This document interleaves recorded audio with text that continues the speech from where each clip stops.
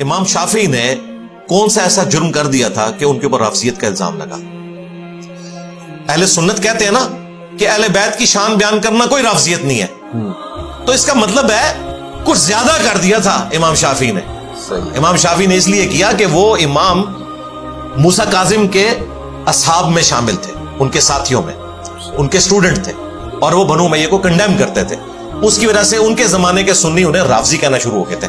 اگر صرف وہ فضائل علی بیان کر رہے ہوتے اور بنو امیہ کا رد نہ کر رہے ہوتے، انہیں کبھی بھی رافضی نہ کہا جاتا۔ تو انہیں یہ شعر کہنا پڑا، ان کان رفضا حب آل محمد فلیشہد الثقلان انی رافضی۔ اگر اہل بیت محمد صلی اللہ علیہ وآلہ وسلم کی محبت کا نام رافضی ہونا ہے تو جن و انس گواہ ہو جو کہ میں رافضی ہوں۔ تو کیا امت میں اختلاف کی بنیادی وجہ آپ بنو امیہ کو ہی سمجھتے ہیں؟ کئی معاملات کے اندر یہ پولیٹیکل اختلاف تھا، یعنی جو بڑی دراڑ ہے سنی شیعہ بالکل، اس میں اگر پہلے نمبر پہ کوئی مجرم ہے تو بنو امیہ ہے۔ پوری نہیں، پوری تو نہیں، بنو امیہ میں کئی لوگ ہیں جو جنگ صفین میں حضرت علی کے ساتھی تھے۔ حضرت عثمان غنی رضی اللہ تعالیٰ عنہ وہ اہل بیت سے محبت کرنے والے تھے۔ حضرت عمر بن عبدالعزیز اہل بیت کے چاہنے والے تھے۔ ہم ان کو تو ظاہر اس میں شمار نہیں کر رہے، ہم ان کی بات کر رہے ہیں کہ جنہوں نے کام ڈالا ہے۔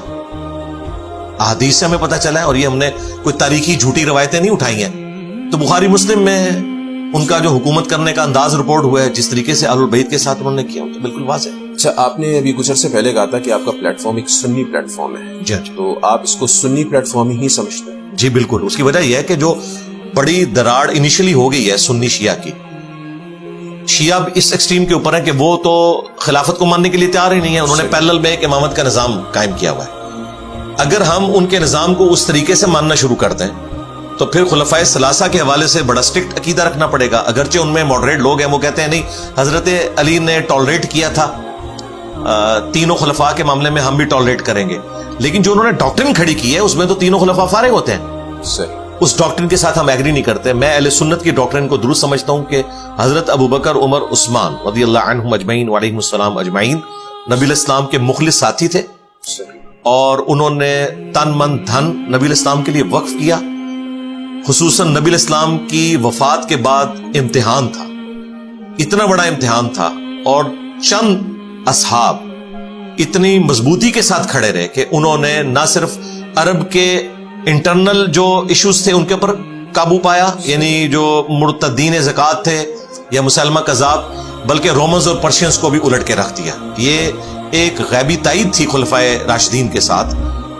اسی وجہ سے اللہ تعالیٰ نے انہیں اتنی کامیابی دی، اور وہ وعدہ هو الذی ارسل رسولہ بالہدی ودین الحق لیظہرہ علی الدین کلہ، یہ خلفائے راشدین کے دور میں پورا ہوا ہے۔ نبی الاسلام کے مبارک دور میں صرف عرب کی سرزمین تک غلبہ ہوا تھا۔ رومنز اور پرشینز جو گری ہیں وہ تو حضرت عمر کے دور میں، اور پھر اس کا کلائمیکس بعد میں رشیا تک گورنمنٹ چلی گئی مسلمانوں کی حضرت عثمان غنی رضی اللہ تعالیٰ کے دور میں۔ تو لہٰذا مجھے کوئی آر نہیں اس معاملے میں کہ اہل سنت کا جو موقف ہے، منہج ہے، اس حوالے سے بالکل درست ہے۔ رہا وہ معاملات جو آج کے اہل سنت اسٹیبلش سو کالڈ ہیں، انہیں تو ہم اہل سنت ماننے کے لیے تیار ہی نہیں ہے ٹرو سینس میں۔ ویسے تو ٹھیک ہے، سنی ہے، خواہ وہ بریلوی ہو، دیوبندی ہو، اہل حدیث ہو، حنفی، شافعی، مالکی، حنبلی ہو، لیکن بکش اعتبار سے جہاں جہاں انہوں نے ڈنڈی ماری ہے، اور شیعہ کے بکس میں آ کے اہل سنت کا مقدمہ اس طریقے سے پریزنٹ کیا ہے کہ گویا کہ اہل سنت وہ ہوتے ہیں جو بنو امیہ سے محبت کرتے ہیں۔ یہی وہ بات ہے جو تسویہ ما بین سنی و شیعہ میں پیر میر علی شاہ صاحب نے مقدمے میں لکھا ہے کہ میں کتاب کیوں لکھ رہا ہوں، کیونکہ اہل سنت میں یہ بیماری آ گئی ہے کہ وہ سمجھتے ہیں کہ بنو امیہ سے محبت کرنا جو ہے یہ سنیت کی نشانی ہے۔ انہوں نے کہا کہ اہل سنت کب سے اتنے شقی ہو گئے، شقی کا لفظ انہوں نے کہا، اہل سنت بدبخت نہیں ہوئے کہ بنو امیہ سے محبت کریں اہل بیت کے مقابلے پہ۔ تو پھر انہوں نے وہ کتاب لکھی۔ تو ہم بکش اعتبار سے اپنے آپ کو سنی سمجھتے ہیں۔ سنی سے قطعاً کوئی یہ نہ سمجھے کہ انڈیا کے 2 شہروں کے نام کے اوپر جو فرقے بنے ہیں، بریلی اور دیوبند، ہم وہ والی سنیت کی بات کر رہے ہیں۔ ہم اس سنیت کی بات کر رہے ہیں جس کے علم بردار جو تھے امام بخاری تھے، امام مسلم تھے، ٹھیک ہے، امام حنیفہ تھے، امام شافعی تھے، امام مالک تھے، احمد بن حنبل تھے، وہ بڑے بڑے ائمہ۔ اچھا، یہ بتائیے گا، ایک نعرہ لگتا ہے ہر صحابی نبی جنتی جنتی، تو اس پر آپ کا کیا موقف ہے؟ ہر صحابی رسول جنتی ہے اور وہ ان کا میں کہتا ہوں نہیں ہوگا؟ ہر کلمہ گو مسلم جنتی جنتی، اچھا، اگر وہ مرتے دم تک ایمان پر قائم رہا۔ صحابی کا تو مرتبہ ہی بہت بلند ہے، یہ ہمارا بنیادی عقیدہ ہے۔ بخاری مسلم میں حدیث ہے، جب میں آخری دفعہ شفاعت کے لیے جہنم کی طرف جاؤں گا تو داروغ جہنم مالک علیہ السلام مجھ سے کہیں گے یا رسول اللہ اب آپ کا کوئی امتی بھی جہنم میں باقی نہیں ہے سوائے اس کے جسے قرآن نے روک رکھا ہے. اور قرآن نے کس کو روک رکھا ہے؟ انہ من یشرک باللہ فقد حرم اللہ علیہ الجنہ ومأواہ النار وما للظالمین من انصار. بے شک جو کوئی اللہ کے ساتھ شرک کرے گا اللہ نے اس پہ جنت حرام کر دی ہے اور اس کا ٹھکانہ جہنم ہے, وہاں اس کا کوئی مددگار نہیں ہوگا. اس سے پہلے نبی اسلام جتنی دفعہ جائیں گے, سیکنڈ لاسٹ دفعہ کے لیے بخاری مسلم میں رپورٹ ہوا کہ جس کے دل میں رائی کے دانے کے برابر بھی ایمان ہے اور صدق کے دل سے ایک دفعہ بھی اس نے لا الہ الا اللہ پڑھا, اسے بھی میں at the end of the day نکال لوں گا.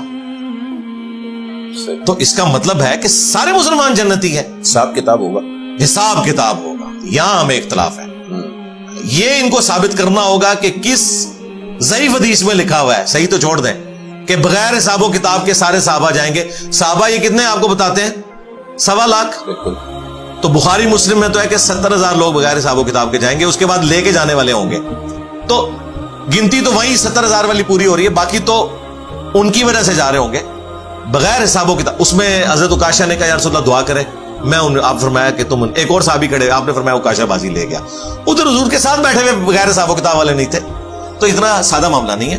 باقی at the end of the day سارے صحابہ, سارے سید العقیدہ تابعین تبع تابعین, قیامت تک آنے والا آخری مسلمان کلمہ گو اہل قبلہ, وہ انشاءاللہ تعالیٰ ایک نہ ایک دن جنت میں جائے گا. لہٰذا اس نعرے کو مزید بہتر کرنا چاہیے اور کہنا چاہیے کہ ہر کلمہ گو مسلم جنتی جنتی. ہاں, لیکن یہ نہیں مانتے کیونکہ بریلویوں کے نزدیک دیوبندیوں نے جنت میں نہیں جانا.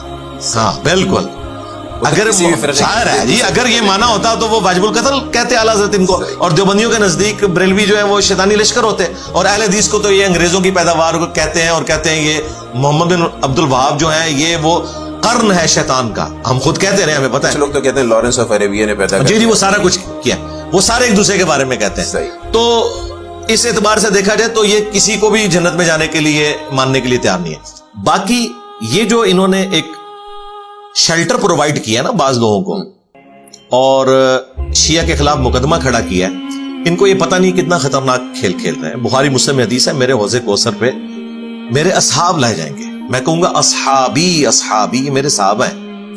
یہ کہتے ہیں نہیں صحابی نہیں, وہ امتی ہوں گے. امتیوں والی روایتیں علیحدہ سے ہیں, اس میں کہ میں ان کے چہرے پہچانتا ہوں گا, میں کہوں گا یہ میرے اصحاب ہیں. تو مجھے فرشتے بتائیں گے کہ آپ کے بعد یہ دین سے الٹے قدم پھر گئے تھے. تو رسول اللہ کے بعد الٹے قدم وہی پھرے ہیں جن کو نبی اسلام نے ایمان کی حالت میں دیکھا, ہمیں تو دیکھا ہی نہیں ہوا انہوں نے. بالکل. تو آپ فرماتے ہیں میں کہوں گا سحقن سحقن لمن غیر بعدی, سحقن سحقن لمن بدل بعدی. ان کو مجھ سے دور کر دو, ان پہ پھٹکار ہو جنہوں نے میرے بعد میرے دین کو بدل دیا. تو نبی علیہ السلام خود بتا رہے ہیں کہ یہ ایسا ہوگا میرے ساتھیوں میں سے. مجھے بتائیں وہ مرتدین جنہوں نے زکوٰۃ کا انکار کیا, نبی علیہ السلام کی زندگی میں تو زکوٰۃ دے رہے تھے نا, انہوں نے کہا تھا ابوبکر کو نہیں دیں گے. نبی علیہ السلام کی آنکھ کس حالت میں بند ہوئی ہے؟